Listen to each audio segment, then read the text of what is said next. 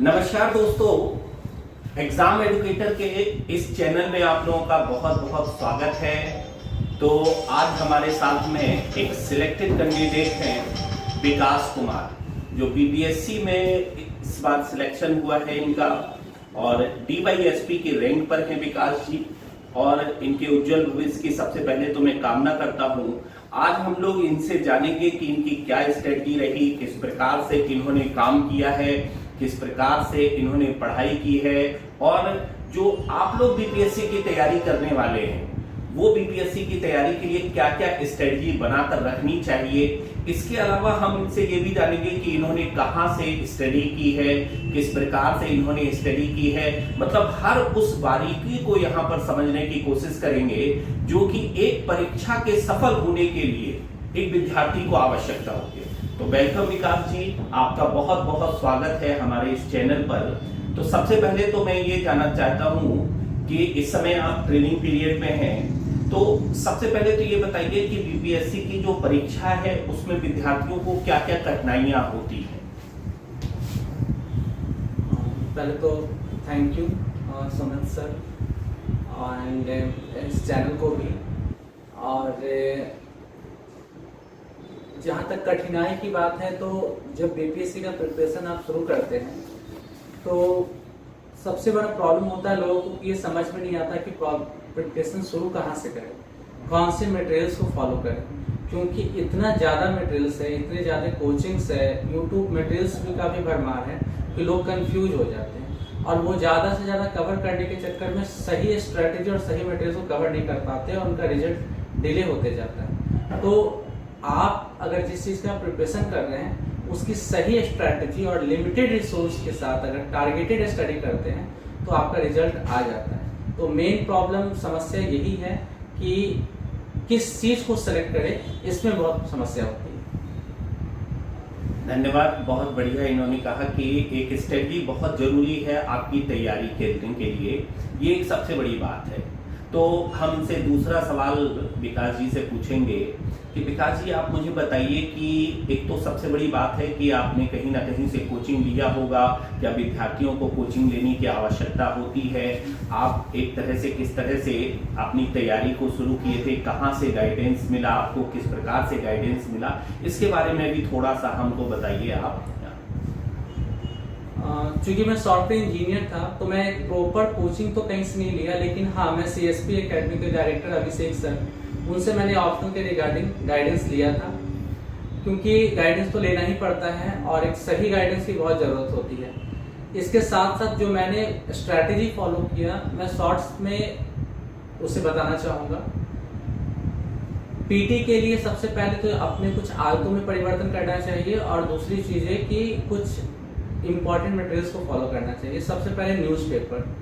जब अगर बीपीएससी की तैयारी करते हैं तो बीपीएससी की तैयारी करने के लिए आपको दो न्यूज़पेपर को फोकस करना है। एक जो नेशनल बेस्ड हो, जिसमें आपके national news and current affairs cover हो। दूसरा कि आपका लोकल जो कैपिटल है, जैसे बिहार का कैपिटल पटना है तो पटना एडिशन का हिंदुस्तान न्यूज़पेपर मैंने फॉलो किया था। और चूंकि मैं हिंदी मीडियम का विद्यार्थी हूँ तो मैंने दैनिक जागरण राष्ट्रीय संस्करण को फॉलो किया था। इसके अलावा ऑनलाइन वीडियोज वगैरह देखे थे, जिसमें 2 वीडियोज देखता था डेली, जिसमें लोकल का कुछ करंट अफेयर कवर हो जाता था, कुछ नेशनल वाला करंट अफेयर कवर हो जाता था। इसके अलावा जो मंथली मैगजीन्स फॉलो करते हैं वो, अगर इसे आप कंटिन्यूटी के साथ फोकस करते हैं तो करंट अफेयर्स आपका हो जाता है। और स्टडी मटेरियल के लिए एनसीईआरटी, जो कि आप मेरा कॉन्सेप्ट मतलब बिल्डिंग में बहुत हेल्प किया। और इसके अलावा जो फैक्ट्स के लिए लूसेंट और घटना चक्र को फॉलो किया था, और हाँ, टेस्ट सीरीज लगाया था। तो सीएसपी एकेडमी आपने बताया कि सीएसपी एकेडमी शायद पटना में है। सीएसपी एकेडमी पटना में है। अभिषेक सर से इन्होंने गाइडेंस लिया था ज्योग्राफी के लिए, ऑप्शनल इनका ज्योग्राफी था। तो कौन कौन सी बुक्स आपको एक तरह से और पढ़नी चाहिए जिससे बेहतर तैयारी हो सके? आगामी परीक्षा है, उसके लिए अब विद्यार्थियों के पास ज़्यादा समय नहीं है। अगस्त में उसका नोटिफिकेशन आ गया है कि अगस्त में उसका पीटी होगा, तो पीटी के से पहले बच्चे को किस प्रकार से तैयारी करनी चाहिए, थोड़ा सा इसके बारे में भी हमें बताइए। 2 महीने बाद पीटी है, तो इसके लिए अभी आपको फोकस करना चाहिए फैक्ट्स के रिवीजन पे, टेस्ट सीरीज पे। तो आप लूसेंट पे फोकस कर सकते हैं और सबसे पहले सिलेबस के अकॉर्डिंग सिलेबस को समझते हुए प्रिपरेशन करना है। जिससे सबसे ज़्यादा वेटेज है हिस्ट्री एंड साइंस का, 30 to 35% हिस्ट्री से आते हैं एंड 30% साइंस से आते हैं। तो इसके लिए आप लूसेंट पढ़ें, लूसेंट से हिस्ट्री और साइंस के पोर्शन को पढ़ें और उसके जिस भी टॉपिक को पढ़ते हैं उस टॉपिक से आप घटना चक्र से प्रैक्टिस कर सकते हैं। उसमें जो एक्सप्लेनेशन है उसको भी देखें, जो आपके डाउट्स हैं कुछ इंपॉर्टेंट पॉइंट्स लगते हैं उसके आप शॉर्ट नोट्स भी प्रिपेयर कर सकते हैं। इसके अलावा टेस्ट सीरीज लगाएं, टेस्ट सीरीज लगाते हैं जैसे CSP एकेडमी में जो टेस्ट सीरीज चल रहा है इसमें आपका डिस्कशन भी होता है, वही टेस्ट सीरीज लगाएं जहां आपका डिस्कशन हो। कि सिर्फ टेस्ट सीरीज लगाना और मतलब बस मार्क्स जान लेना ये बहुत ज्यादा बेनिफिशियल नहीं है। लेकिन अगर डिस्कशन होता है तो 150 क्वेश्चंस के टेस्ट में आपके अगर सारे ऑप्शंस डिस्कस होते हैं तो 600 क्वेश्चंस की जानकारी आपको मिलती है। तो टेस्ट सीरीज इस तरीके से लगाएं कि जिसका फुल डिस्कशन हो और जो टेस्ट सीरीज में आपके प्रश्न गलत हुए हैं उनका सही उत्तर जानने का प्रयास करें और अगर आपको जरूरत लगे तो आप उसका शॉर्ट नोट्स ही बनाएं। तो अभी पीटी के लिए बेसिकली आप फैक्ट्स रिलेटेड बुक्स, घटना चक्र एंड टेस्ट सीरीज पर बहुत अच्छे से फोकस करें, रिवीजन बहुत करें।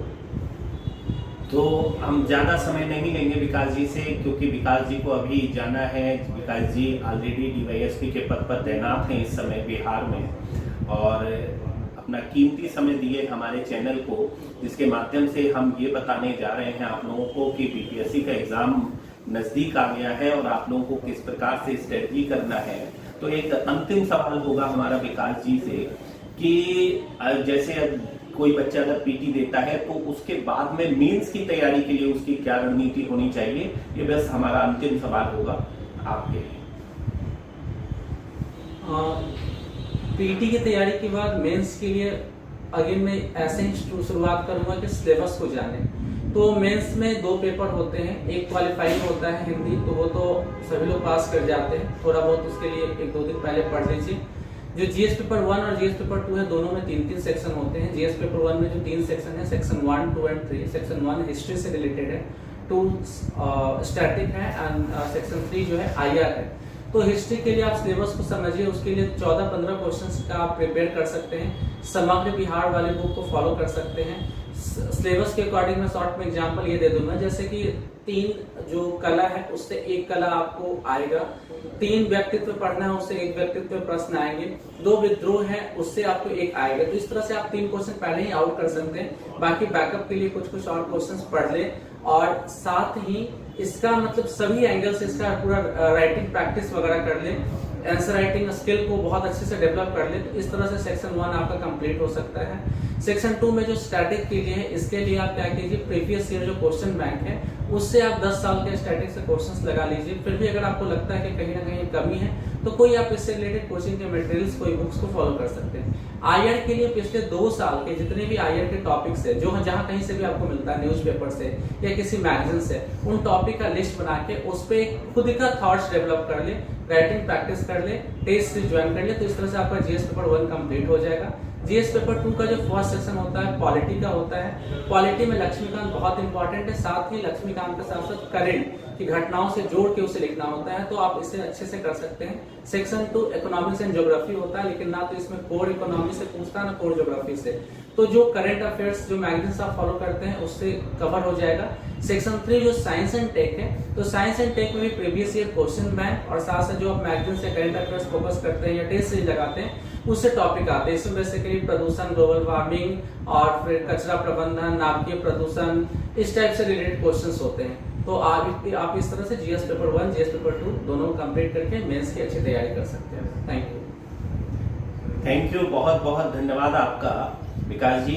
बहुत से बच्चे इस समय पीटी की तैयारी कर रहे हैं, मुख्य परीक्षा की तैयारी के लिए भी आगामी के लिए तैयारी कर रहे हैं। तो उनको हमारा एक छोटा सा मार्गदर्शन देने का एक प्रयास था कि सफल विद्यार्थियों के माध्यम से आप किस प्रकार से रणनीति बना सकते हैं, किस प्रकार से अपनी कार्यविधि को आगे बढ़ा सकते हैं। उन सारी विषयों की हमने आप लोगों के बीच में संक्षिप्त रूप से चर्चा की है। तो बहुत बहुत धन्यवाद, आप हमारे चैनल पर आए। Thank you.